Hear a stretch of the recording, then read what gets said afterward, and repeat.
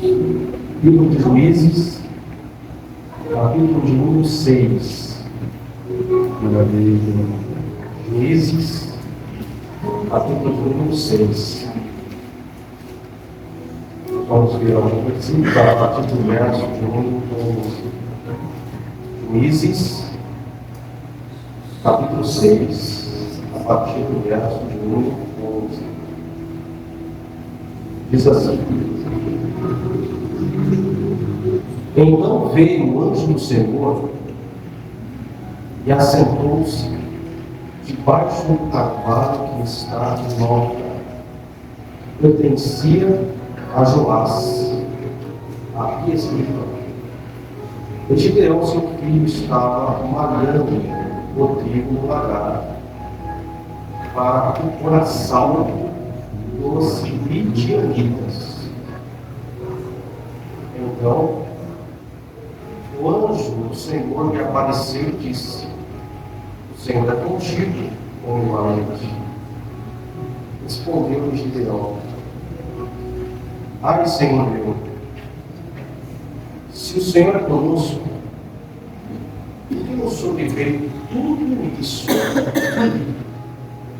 O que é feito de todas as suas maravilhas que nossos pais nos contaram, dizendo: Não nos fez o Senhor subir do Egito? Porém, agora o Senhor nos desamparou e nos entregou nas mãos dos midianitas. Então, se virou o Senhor para ele e disse: Vai nesta tua força e livra Israel da mão dos midianitas. Porventura não te enviei eu somente até aqui. Como eu estava falando, irmão, da escola dominical, alguns irmãos que estão aqui não estavam pela manhã, né? No céu. Eu sempre parto dessa mesma terra, irmãos. As pessoas falam assim: o que eu é? O que eu é? Passa dia, passa noite, passa meses, anos, eu sempre era. E se você quer a sua palavra, a resposta está na palavra. Você não conhece, é simples. Enquanto eu não conhecer, eu permaneço errando. E a partir do momento que eu conheço, significa que eu vou deixar de errar? Não, porque você é humano.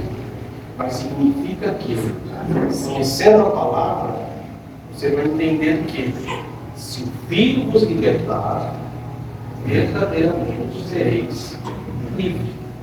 Logo, a palavra é quem liberta. Se eu conheço, eu sou livre. Eu vou poder da palavra que está contida aqui. O texto que a gente leu, irmãos, é muito conhecido de todos, com certeza. Com certeza alguém aqui, em alguma oportunidade, já ouviu algum sermão sobre Gideão. Tá? E eu tenho uma coisa comigo, irmãos, que é a seguinte: eu procuro sempre ir na contramão de tudo aquilo que a maioria diz quando se trata da palavra. Por quê? Quando a gente olha a história de Gideão, aqui em Juízes capítulo 6, a gente já tem em mente o que a maioria dos pregadores sempre pregam, porque é a mesma coisa sempre. Aquele moço que era o mais novo de sua casa, que com alguns exércitos conseguiu vencer um exército de mais de 1 milhão. Deus era com ele, porque ele é estrategista, por conta disso. Ou seja, todo mundo sabe disso, todo mundo já ouviu isso. E a maioria dos sermões sobre Gideão é a mesma coisa. É a mesma coisa quando a gente vê esses textos mais conhecidos, por exemplo, o cego de Jericó. Sempre se prega a mesma coisa do cego de Jericó. A mulher do fluxo de sangue sempre se prega a mesma coisa. O homem da mão mirrado ressequida sempre se prega a mesma coisa. É muito difícil a gente encontrar alguma coisa nova extraída desses textos. E eu às vezes me lembro que é preguiça de alguns pregadores explicar a palavra. E aí fica algo repetitivo. Sabe aquela coisa repetitiva que você já sabe o que ele vai falar no final? É igual aquelas novelas da Vale a Pena Ver de Novo, né? Você já assistiu, embora eu detesto novela, não porque ele teve com isso, mas você assistiu, né? Quem é da minha época, né? A Próxima Vítima, né? Meu Deus do céu, né? Isso é antigo, né? Aí você vai lá, vale a pena ver de novo e assiste A Próxima Vítima. Você já sabe toda a história, mas você vai assistir de novo. Mas a palavra de Deus ela não é assim. E hoje nós não vamos falar nada de milagre que Deus fez, muito menos de Gideão. O texto que nós lemos, ele tem uma palavrinha ali que é muito interessante e que a gente na leitura se esquece. Se esquece da palavra e se esquece do que ela significa para nós. Se os irmãos observarem o texto que nós lemos, nós percebemos que tanto Deus, na figura teofônica do anjo, como o próprio Gideão, ele cita sempre uma nação, um povo. Se nós observarmos aqui, na leitura que nós fizemos, logo no versículo 11, ele fala de quem? Midianitas. Quando a gente continua lendo, e a gente avançando na leitura, a gente percebe já no versículo 13, midianitas novamente. No versículo 14, midianitas novamente. E se vocês lerem todo o texto, você vai ver mais de 5 vezes a menção de midianitas. E isso me chamou a atenção. Por que ele dá tanta ênfase aos midianitas? E aí o Senhor, e eu sempre escrevo os meus sermões, o Senhor me fez pesquisar a respeito dos midianitas. Descobri, aprendi, na leitura do estudo desse texto, que todos nós temos que vencer os nossos midianitas. Cada um de nós aqui nesta noite temos um midianita para vencer. A primeira coisa que eu aprendi aqui é que os midianitas, que eram o povo midian, eles faziam muitas associações. Eles faziam muitas parcerias, né, com outras nações. E na ocasião que nós lemos aqui, os midianitas fizeram uma associação com 3 nações. Eles fizeram uma associação com os ismaelitas, eles fizeram uma associação com os moabitas, e eles fizeram associação com os amalequitas. Os midianitas fizeram associação com os moabitas, ismaelitas e amalequitas. Perceba quando eu conheço a palavra, eu consigo me desvencilhar dos meus inimigos. Por exemplo, quando se escola uma guerra, o que o país pretende fazer com o outro antes de atacar? Por exemplo, se uma nação, presta bem atenção, se uma nação quer fazer guerra com outra nação, ele não vai mandar aviões e tanques e navios para lá. Isso seria ignorância. Mas antes, ele vai mandar o que para lá? Alguém com capacidade intelectual, um agente preparado para o quê? Colher informação daquele inimigo. Então, primeiro eu colho a informação para saber com quem eu estou enfrentando, com quem eu vou batalhar, com quem eu vou lutar. Depois que eu sei com quem eu vou lutar, aí eu preparo o quê? O armamento necessário, a logística necessária para eu batalhar contra aquele determinado inimigo. Está vendo como as coisas são bem lógicas e simples? Só que nós gostamos de pular etapas, né? A gente se esquece que a nossa briga não é contra a carne, nem mesmo contra o sangue, mas a nossa luta, a nossa batalha é contra os principados e as potestades, que nós nos negamos a cada dia que passa não querer saber quem são. Às vezes a sua potestade, o seu principado, é um pensamento que você tem errado sobre as coisas, um desvio de conduta que você não se corrige, um vício que, se você não colocar no seu devido lugar, ele te vence. E isso não tem nada atrelado a Deus. Isso é uma coisa nossa, de responsabilidade nossa, de entender o nosso inimigo e confrontá-lo e vencê-lo.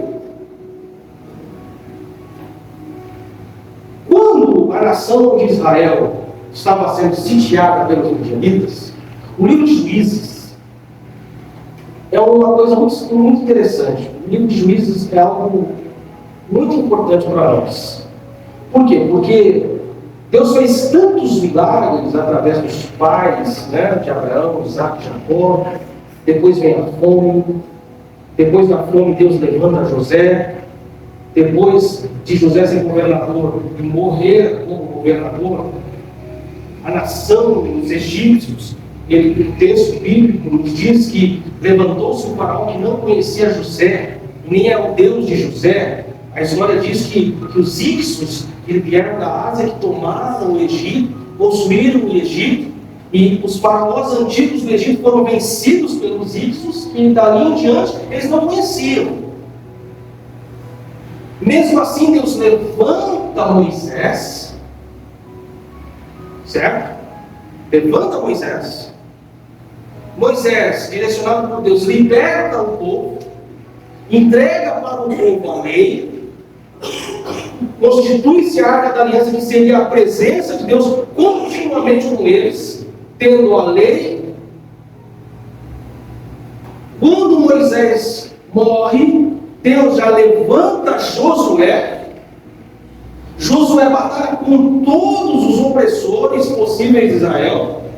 Um dos seus principais era os de Jericó. Ele vence as muralhas de Jericó, conquista a terra de Canaã. E antes de continuar, eu quero dar um parênteses aqui. Deus prometeu a terra de Canaã para quem? Para Abraão. Deus prometeu a terra de Canaã para Abraão. Isso significa que se você ficar de braços cruzados, você vai entrar na terra? Se Deus te deu um projeto, se Deus te deu algo em suas mãos, significa que Ele também deu as ferramentas. Deus não dá nada incompleto para ninguém. Se tem alguma coisa incompleta, não foi Deus que deu. Josué, ele possui a terra, divide a terra com as tribos, morre, passa-se o tempo, e as tribos divididas, cada um no seu território, a nação de Israel, o que acontece com eles? Eles se distanciam de Deus a partir dali, e Deus começa a levantar juízes. Daí surge Débora, Jefté e tantos outros juízes. A nação de Israel estava tão podre. Sabe o que é podridão? A nação de Israel, no livro de Juízes, ela está tão distante. Se você ler Juízes 19, 20 e 21, por exemplo, você vai ver o cúmulo que uma nação pode fazer. A tribo de Benjamim quase foi destituída por conta de um pecado. Por causa de um pecado, os outros povos se uniram para derrubar Benjamim, de um pecado da qual uma mulher ela é esquartejada. Os irmãos têm que ler a Bíblia, para você ver como estava a situação da nação, tão distante de Deus. E quando Deus ele levanta Gideão, havia ali já, como eu disse, um inimigo declarado, ciente. Este inimigo, que era maior que Israel, e eu quero falar para você que o seu inimigo pode até ser maior do que qualquer coisa relacionada a você, mas ele nunca será maior do que o Deus que você serve. Os midianitas eram maiores que a nação de Israel, mas os midianitas não eram maior que o Deus da nação de Israel.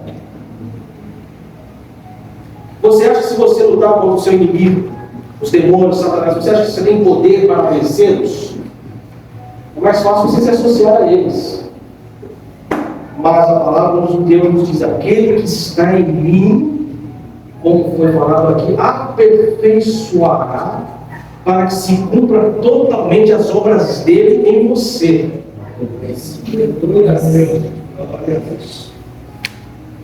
E os midianitas, como eu disse, eles faziam associações. Os irmãos lembram das 3 associações que os midianitas faziam?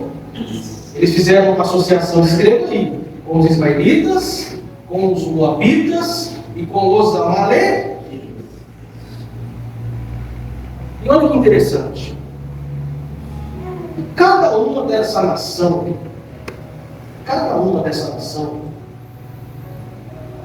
eles afligiram Israel em alguma coisa.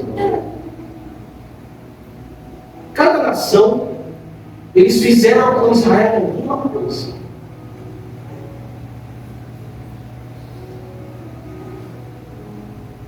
Os midianitas se associaram com os ismaelitas. E se você for ler Gênesis capítulo 37, depois você lê na sua casa, o que os ismaelitas fizeram com o povo de Israel? Gênesis 37.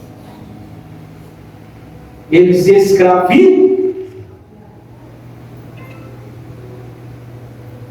Então, aquele que vem contra mim, aquele que vem contra você, a primeira coisa que ele quer fazer com você é te escravizar. Se eu não venço o meu midianita, junto com o ismaelita, a primeira coisa que ele faz comigo é o que? Tentar que ele me escravize.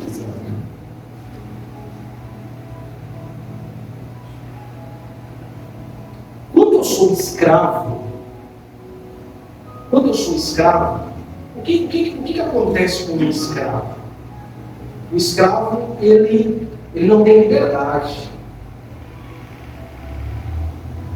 O escravo, ele não tem condição de ir e vir. O escravo, ele não tem uma opinião firmada. Porque a opinião do escravo nunca é dele, mas sempre do seu senhor. Então, quando eu sou escravizado, significa que eu estou impedido de tomar decisões certas. Se nós olharmos para a palavra, nós vamos perceber que o nosso Senhor, Ele veio para nos libertar de algo. E Ele veio para nos libertar de algo da qual fomos escravos desde o início. Olha como que a palavra é muito prática. E a palavra de Deus nos ensina que nós éramos escravos de quê? Nós éramos escravos do pecado.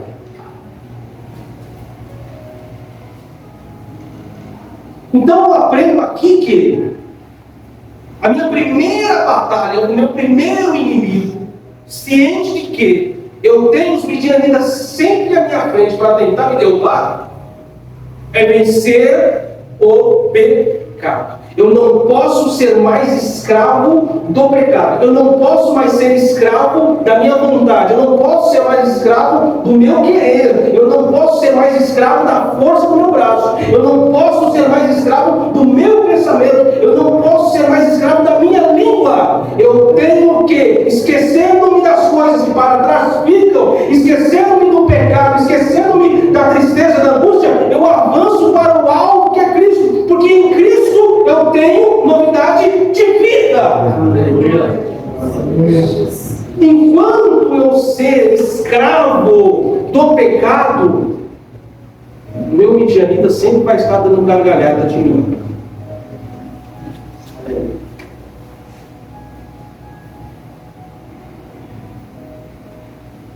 Os ismaelitas escravizavam.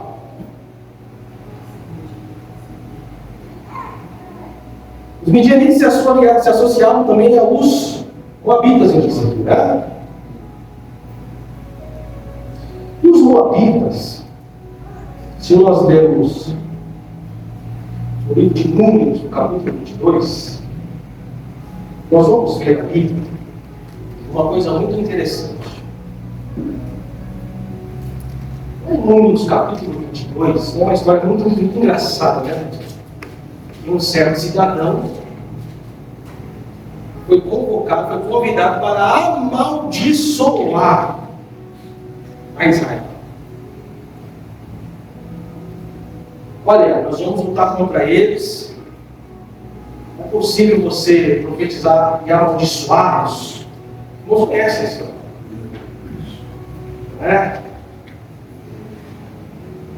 É possível vocês amaldiçoá-los porque eles vêm contra nós. O Deus dele é muito grande, é muito poderoso. É uma nação que tem uma história de vitórias. E esse camarada era o que? Era moabita. Então, quando os midianitas se associam aos moabitas contra Israel, essa associação é para quê? Para amaldiçoar. Quando eu me associo com algo ou com alguém que só me amaldiçoa, é complicado, né? A gente conseguir viver com alguém que só nos amaldiçoa, né? Não dá para viver, irmãos. Não é? Em vez da gente potencializar quem está conosco, a gente fica amaldiçoando. Só que tudo é uma escada, né? A primeira foi o quê? A escravidão, né?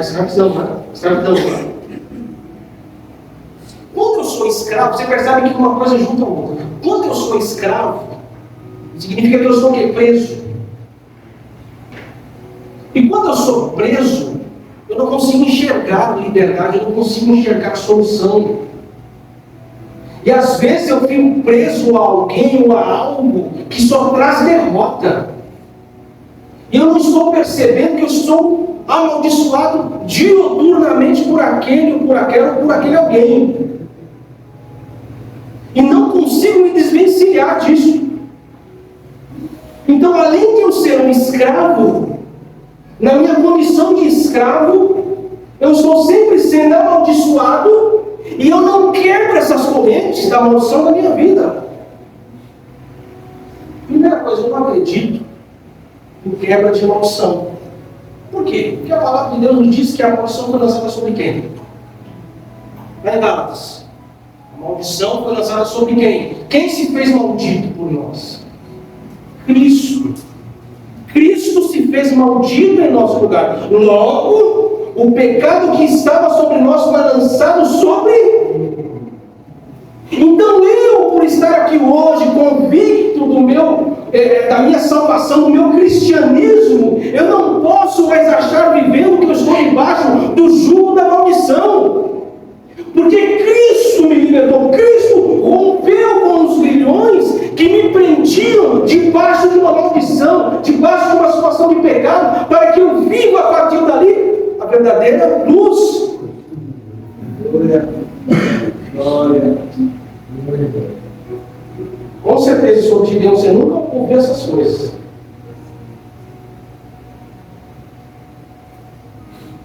Deixa eu correr, senão não vai dar tempo. Então, primeiro, a escravidão. Eu não posso ser mais escravo do pecado. Segundo, a maldição. Eu não posso e não estou mais vivendo no jugo de maldição. Se alguém lançou uma palavra de maldição contra você, pode falar para essa pessoa: olha, você está lançando a maldição para a pessoa errada. Porque a maldição que estava em mim já está com Cristo há muito tempo. Então você pode amaldiçoar à vontade, tá bom? Porque aquele que se fez pecado no meu lugar tomou sobre si as nossas dores, o pecado e o castigo, e em troca disso ele nos trouxe o quê? A paz. Percebe as junções aí? Brinquedinho da Mega? A terceira associação com os midianitas que nós vemos foram com os amalequitas. Se nós lermos aqui no próprio texto que nós lemos, no versículo 7, no capítulo 6, no versículo 7, capítulo 6, no versículo 7, foi por causa dos midianitas, né?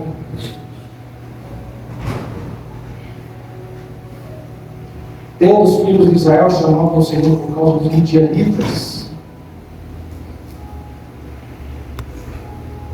Quando nós vemos aqui uma outra associação de midianitas, eu falei que foram os amalequitas. E o que os midianitas, juntamente com os amalequitas, fizeram para a nação de Israel? O que? Eles subjugaram a nação. Quando eu sou escravo do pecado, quando a maldição tenta vir sobre mim, eu permito. Se você não tem vergonha na cara, para ser mais direto para alguns, está bem claro isso. Quando eu não assumo, não é? Minha necessidade de Deus, a minha necessidade de conversão. Então, quando eu sou escravizado, quando eu sou abençoado, eu sou o quê? Subjugado. O que é subjugar? O que é uma pessoa subjugada? É como se fosse uma carga que você leva, que você carrega. Traumas, decepções, angústias, perdas, tristezas. Você não tem motivação nenhuma. Está subjugado. Uma pessoa que é subjugada, ela solta com a cabeça assim para baixo. Tão pesado. Eu já aconteceu isso comigo. Não sei se o pastor com certeza já aconteceu isso. Já teve dias na minha vida, uma situação, uma experiência, que parece que é algo que é brincadeira. Quem não sentiu isso, eu nunca senti. Mas alguém aqui, talvez, pastor já, alguns irmãos mais experientes, sabe o que é você acordar de manhã, né?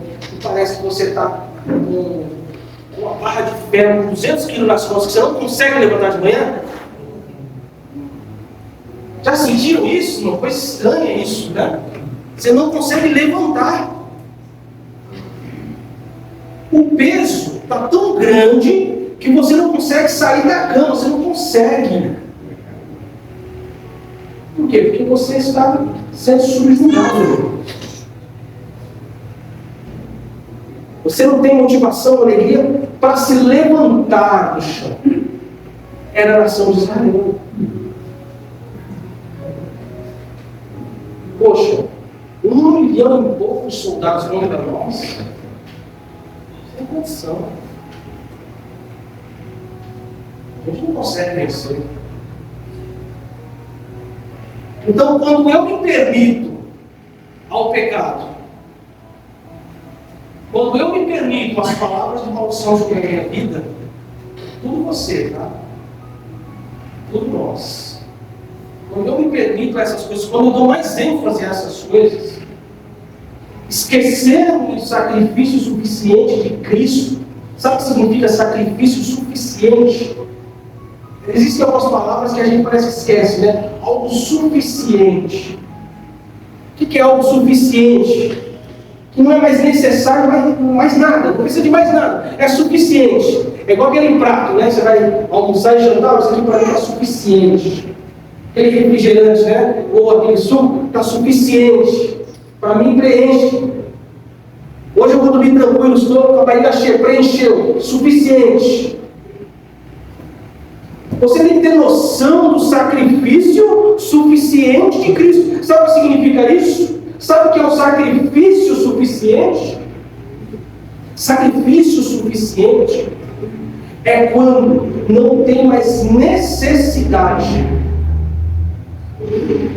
de mais nada para que você alcance tão grande salvação.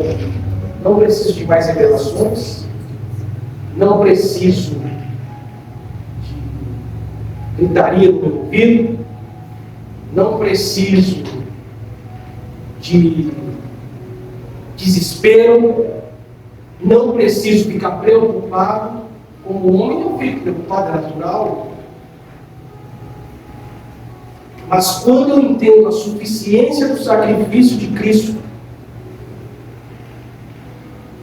eu lembro-me do que Ele falou. Vinde a mim. Olha como a palavra é simples. Vinde a mim. todos. Ele não está falando alguns ali. Está falando todos. É aberta, é algo universal. Todos. Vinde a mim todos. Desses todos, ele dá uma classificação. Vinde a mim todos que estão cansados. Nem todos estão cansados. Vinde a mim todos os que estão cansados. E o que mais? Sobrecarregado, cheio de carga, pesado. Vinde a mim todos que está cansado, sobrecarregado. E o que a gente recebe dele? O fardo leve.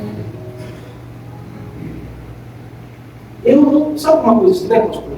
Eu já tive muito disso, ansiedade, preocupação. Rapaz, eu não tenho mais esse problema. Ansiedade, preocupação com o dia de amanhã, se vai entrar dinheiro, se não vai. Se eu vou produzir, se eu não vou. Se eu vou atingir meta, se eu não vou. Se eu vou conseguir comprar, se eu não vou. Se eu vou conseguir chegar, se eu não vou. Estou pouco me importando. Sabe por quê? Porque qualquer coisa nesse mundo aqui, para mim, já é lucro. Sim, é lucro. Mas, para mim, algo maior do que isso é lucro. O quê? A perda. Eu posso perder todas as coisas neste mundo, desde que eu entenda que eu tenho algo muito mais lucrativo com o Senhor na eternidade. Nós não somos ensinados, isso é uma falha nossa, nós não somos ensinados, eu não sei se é cultural, eu não posso falar, não viajei no mundo inteiro para saber, mas nós não somos ensinados a entender que mais do que qualquer coisa deste mundo, o mais importante para nós é o céu. A gente quer morar no céu, né? Quem quer morar no céu? Quem gostaria de ir para o céu hoje? Quem quer ir para o céu hoje? Aleluia. Vocês têm certeza que vocês querem ir para o céu hoje? Vocês têm certeza disso? Você está certo que você quer ir para o céu? Eu quero ir para o céu. Se for hoje, então, melhor ainda. Tem certeza que você quer ir para o céu hoje? Se o Senhor te buscar hoje, você quer isso? Rapaz, se Jesus vem aqui para hoje, vou hoje, não agora, Jesus. Cara, que bom, hein? Demorou na hora. Porque aqui nesse mundo, aqui já foi. Se você está esperando para as coisas desse mundo, como miserável você é. Todos nós temos que vencer esses medianistas. Nós não podemos ser mais escravos do pecado. Nós não podemos mais aceitar a maldição do inimigo. E nós não estamos mais servindo ao jugo do inimigo. Se você entender que o seu inimigo quer escravizar, hoje você sabe que seu inimigo ele quer escravizar. Você quer ser escravo de novo? Eu não quero. Você quer ser amaldiçoado? Eu não quero ser amaldiçoado, jamais. Você quer ser subjugado? Eu não quero ser subjugado. Então, a partir de hoje, como exemplo de Gideão, humildade, simplicidade, prudência e, acima de tudo, fé, ele venceu o seu dia. Que possamos vencer os nossos. Chega a ser ridículo, para encerrar por mais 2 minutos. Chega a ser ridículo uma situação. Parece que a gente vem com a público. Parece que a gente vem com a público. Isso por aqui é em geral, viu, irmãos? Parece que a gente vai mais um dia de culto. Mais um domingo, mais uma quinta, mais uma terça. Mais um dia de culto. Irmãos, cada culto Deus fala. O problema é que as coisas ficaram tão técnicas, tão mecânicas, porque hoje não há olha que coisa boa, olha que ambiente. Vocês perceberam isso? Olha que legal, olha que gostoso. Você percebeu que está leve? Você não vai sair daqui com o rosto vivo hoje, você sabe hoje. Você pode sair com a cabeça pesada das coisas que Deus falou. Deus fala na mente. Mas olha só. Olha o entendimento aqui. Olha como todos estão fitos em mim, não. Fitos na palavra. Eles não sou eu, isso é uma palavra. A palavra que atrai. Não sou eu. Que hoje, entendidos dessas questões, entendido dessas coisas, eu queria ir mais longe, um pouco mais do tempo que nos permite, que nós, conhecendo o nosso inimigo, possamos a partir de agora vencermos pelo poder da palavra. Hoje, na escola dominical, nós aprendemos aqui sobre santificação, sobre as obras do Espírito Santo, sobre a vontade que Ele tem, porque Deus não é só racional, né? Deus é emocional também. Amém, irmãos? Amém. Deus é emocional. Porque nós não amamos, o Espírito Santo nos entristece. Ele não amou o mundo. O amor é o quê? É um sentimento emocional. A tristeza é o quê? É um sentimento emocional. Então Deus também é emocional. Deus não é só racional. Deus, Ele sente como Pai o desejo de dar bons presentes para o seu filho. Eu gosto demais de dar presente para minha vida, ainda mais que ela merece. Aí eu não mereço. Nem olha o preço. Mas quando o filho é rebelde, o pai tem sim. Que Deus abençoe a igreja, que Deus abençoe o pastor, Deus abençoe os irmãos. Fique com essa palavra, reflita, escreva aí nos estamentos, vocês leiam todas as referências possíveis ali. Olha o caso, Deus falou. Deus abençoe a igreja.